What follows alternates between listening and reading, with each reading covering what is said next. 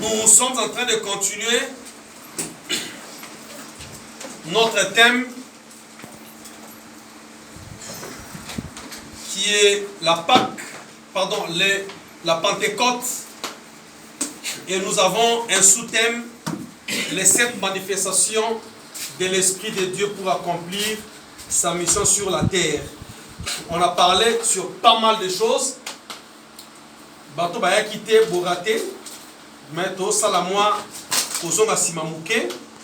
Donc nous avons dit que la Pentecôte veut dire 50e. C'est un nom grec. C'est les Grecs qui ont donné ce nom, Pentecôte. Donc la Pentecôte intervient à l'ascension de Jésus.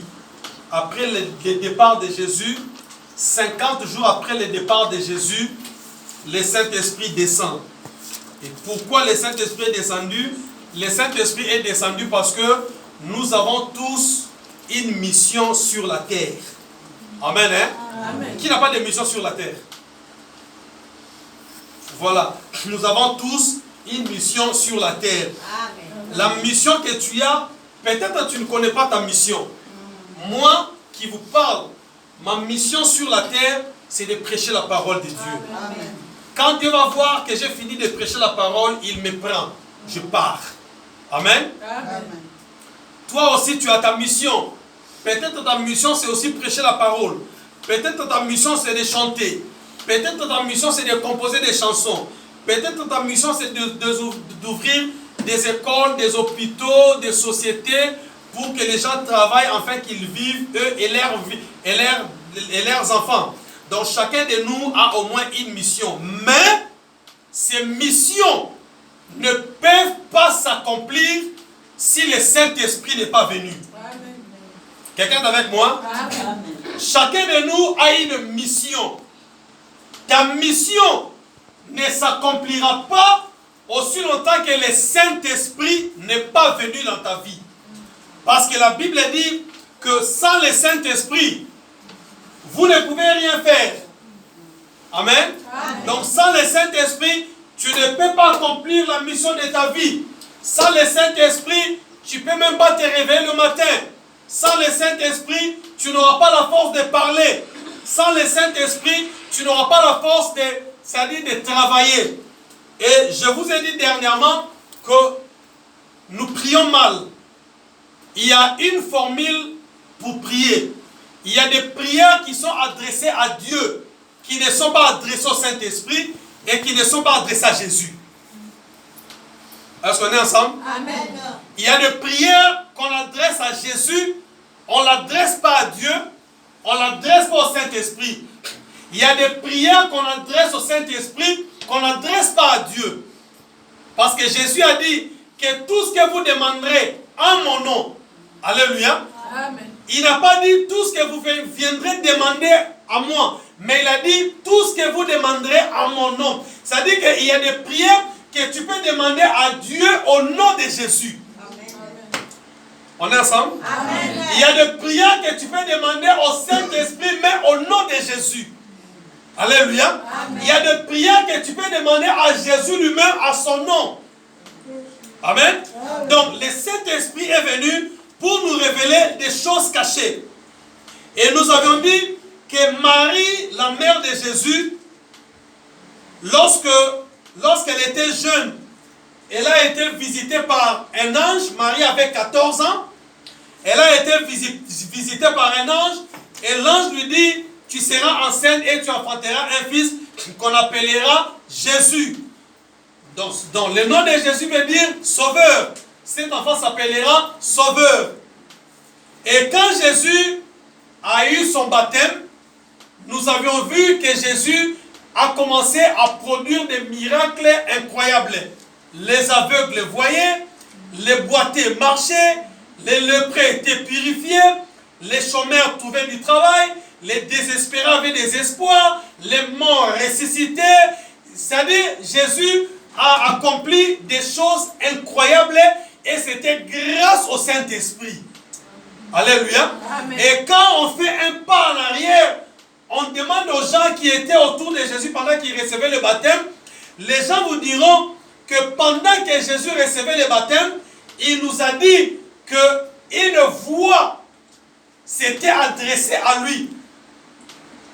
Et la voix disait, celui-ci est mon fils bien-aimé en qui j'ai mis toute mon affection.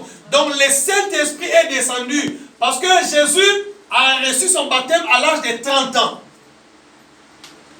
De 0 à 30 ans, Jésus n'a pas travaillé. C'est-à-dire qu'il était quelque part. Il faisait des petits miracles, des petites choses. Permettez-moi de dire les petits miracles. C'est-à-dire il faisait des miracles, mais ce n'étaient pas des miracles officiels. Amen. Alléluia. C'est à l'âge de 30 ans maintenant qu'il a commencé à opérer des miracles. Il est arrivé dans une fête. Sa maman lui dit, ces gens n'ont plus de vin. Jésus lui demande, femme, qu'y a-t-il entre toi et moi? Après, Marie demande aux disciples, faites tout ce qu'il vous dira. On a porté des lois à Jésus, il a prié, il a transformé en vin. Donc c'était des choses qui dépassaient l'entendement des gens. Amen. Amen. Même lorsqu'il guérissait les malades, il récitait les mots, les gens se posaient des questions. Oh. Donc c'est lui qui a fait ces miracles, oui. Mais ce n'est pas lui le fils du menuisier là. Ce n'est pas lui le fils de Marie. Donc ça dit que tu peux être ce que tu es.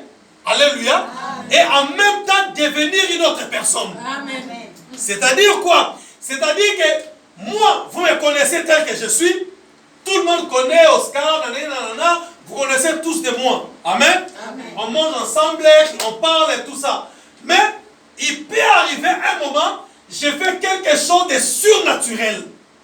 Et en ce moment-là, ce n'est plus Oscar que vous avez connu, mais c'est l'Esprit de Dieu qui est entré en lui. Amen. Amen. Amen. Par exemple, quand je suis entré ici, je n'ai pas vu la personne qui a saisi Maman Mado comme ça. Je ne l'ai pas vu. Moi, j'étais ici, j'ai prié, soudain, pouf, j'ai vu quelque chose. Amen. Amen. Donc, ça veut dire que le Saint-Esprit peut passer à côté de toi et il te révèle quelque chose. Il te révèle et puis il passe. C'est pourquoi, dans toute ta vie sur la terre, tu dois demander la présence du Saint-Esprit dans ta vie. Amen. Parce que Dieu lui-même a dit, il y a des choses que vous ne connaissez pas. Amen. Il y a des choses cachées. Mais aussi longtemps que l'Esprit de Dieu ne vous le révèle pas, personne ne saura ce qui est caché à côté de lui. Amen. Amen, hein? Amen. Personne ne saura. Alors les gens ont vu Jésus produire des miracles et les gens ont compris que si Jésus n'est pas oué, il ne peut pas produire de tels miracles. Donc, l'onction est descendue sur Jésus et il a commencé à produire des miracles. Et l'onction, au mot grec, pardon, ils appellent ça Christos. Donc, Christos veut dire onction, veut dire quelqu'un qui est oué. Alors, on a pris le nom de Jésus, sauveur.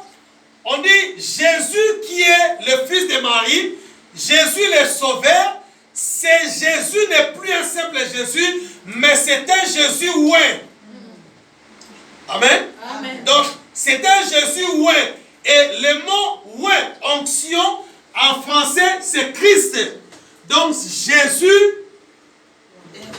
Christ. Donc, on a pris le nom de Jésus, on a mélangé avec Christ, et ça devient Jésus-Christ. Donc, le sauveur oué. Alléluia. Amen. Il a commencé à faire des miracles par l'onction de Dieu. Donc, sans l'onction de Dieu, tu ne peux rien. Amen. Sans l'onction de Dieu, tu ne peux rien faire. Nous avions lu le verset de base, on va lire ça, mais je lis rapidement le verset où on a vu Jésus déclarer qu'il avait reçu l'onction. Dans le livre d'Ésaïe, chapitre 11, verset 1 à 2. Mais Madame Clérance peut nous aider. Ésaïe 11, verset 1. Oui, un seulement. Vas-y, 1 à 2. Vas-y, Yaya. Ésaïe 11, verset 1 à 2. Je lis dans Ésaïe 11, verset 1 à 2. Amen. Puis un rameau poussera de la souche d'Isaïe. Un rejeton de ses racines portera du fruit. L'Esprit de l'Éternel reposera sur lui. Esprit de sagesse et de discernement, esprit de conseil